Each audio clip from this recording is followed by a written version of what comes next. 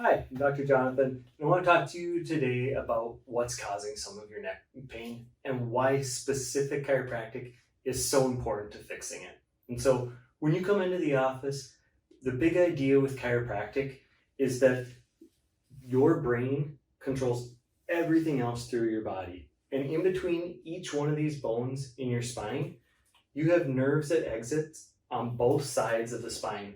And these nerves run out to every part of your body. It's how your body controls if you get a cut and if it's healed, how you digest your food, and then how you sense that pain that you may be experiencing in your neck.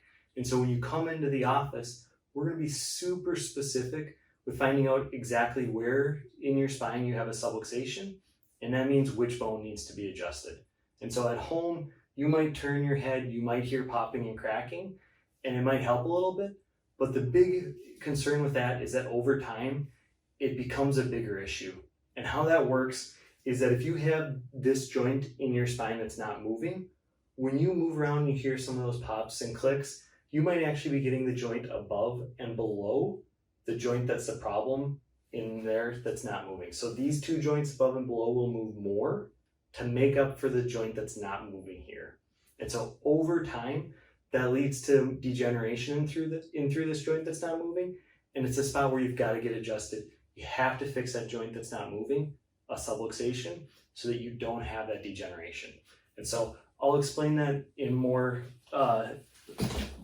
depth on just the joint level. So when you see a joint's isolated here, if this joint right here is subluxated, it's not moving, where it's locked up, it's not moving, that's where we want to go in and adjust. What we want to see that's normal is that joint moves nice and easy. There's a nice big disc space in through here. And in the area right here where that nerve's exiting, if you notice, it's nice and open. There's plenty of room for that nerve to move out of there.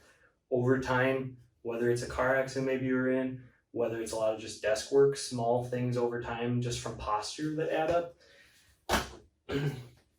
can become something bigger. And so when we start to see this, where you start to have that disc space that starts to narrow in through there, some of these bones, you start to see spurring in through here, and then this area where that nerve's exiting, yeah, what do you notice now? It's starting to get smaller through there, and those nerves can actually get smaller as well.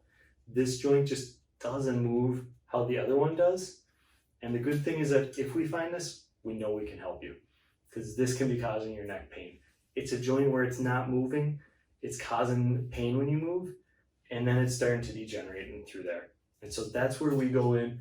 We find specifically where these joints are that are subluxated, i.e. not moving, and then we go in through an x-ray and we double check our palpation to where they're not moving, and we'll actually look at you on x-ray, see how it's moving so that we can be specific and adjust just the subluxations, just the joints in your spine that are causing your issues. So we'd love to see you in the office. We'd love to help.